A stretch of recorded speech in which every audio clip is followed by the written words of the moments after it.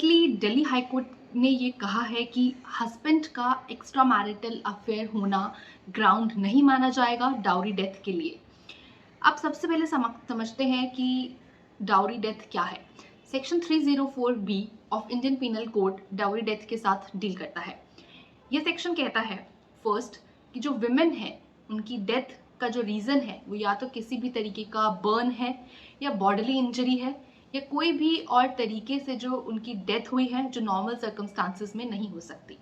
दूसरा ये सेक्शन कहता है कि विमेन की जो डेथ है वो उनकी शादी के 7 साल के अंडर हुई है।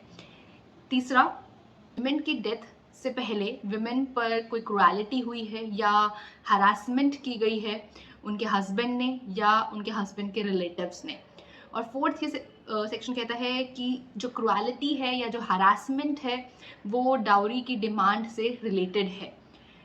और कोई भी जो डाउरी डेथ कमिट करता है उन्हें इस सेक्शन के अंडर 7 साल की जेल हो सकती है और वो 7 साल जो है लाइफ इम्प्रिजनमेंट में भी एक्सटेंड किए जा सकते हैं। अब समझते हैं जो ये केस है उसके फैक्ट्स के बारे में और फिर देखेंगे कि जो कोर्ट है उनकी क्या ऑब्जर्वेशन रही है। तो केस के फैक्ट्स कुछ ऐसे हैं। जो डिजीज्ड हैं उनकी शादी हुई, शादी में उनके हस्बैंड ने उन्हें मिस रिप्रेजेंट किया अपनी एजुकेशन को लेकर और उसके बाद जो डिजीज्ड हैं उन्हें ये पता चलता है कि उनके जो हस्बैंड हैं उनका एक्स्ट्रा मैरिटल अफेयर चल रहा है और वो बेटिंग में भी इन्वॉल्व हैं।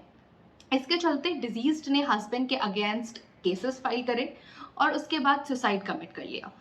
सुसाइड कमिट होने के बाद जो डिजीज्ड हैं उनके फादर ने हस्बैंड के against section 304B of IPC के अंडर जो है कंप्लेंट फाइल करी। अब इस केस में हाई कोर्ट ने कुछ ऑब्जर्वेशंस दी, वो देखते हैं क्या है। सबसे पहले हाई कोर्ट ने कहा कि जो डिजीज्ड हैं वो ऑलरेडी अंडर ट्रीटमेंट थी एंजाइटी और डिप्रेशन के लिए और लेकिन जो डिमांड ऑफ डाउरी है वो उनके इन मेडिकल इश्यूज का ट्रिगर नहीं था as per the doctor's report. दूसरा, कोर्ट ने ये कहा कि सेक्शन 304B IPC के अंडर कंप्लेंट करने के लिए 2 चीज़ें सेटिस्फाइड होनी ज़रूरी है।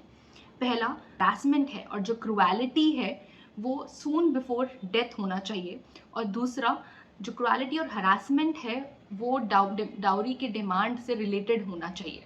कोर्ट ने ये भी कहा कि जो डाउरी का जो डिमांड है वो एक कंटिन्यूइंग कॉज होना चाहिए मैरिड वुमेन की डेथ के लिए। इसके अलावा कोर्ट ने ये भी कहा कि हस्बैंड का एक्स्ट्रा मैरिटल अफेयर होना और बेटिंग में इन्वॉल्व्ड होना ये ग्राउंड्स नहीं है सेक्शन 304B IPC के अंडर पनिश करने के लिए। इन सब चीज़ों के चलते हाई कोर्ट ने इस केस में हस्बैंड को बेल ग्रांट कर दी।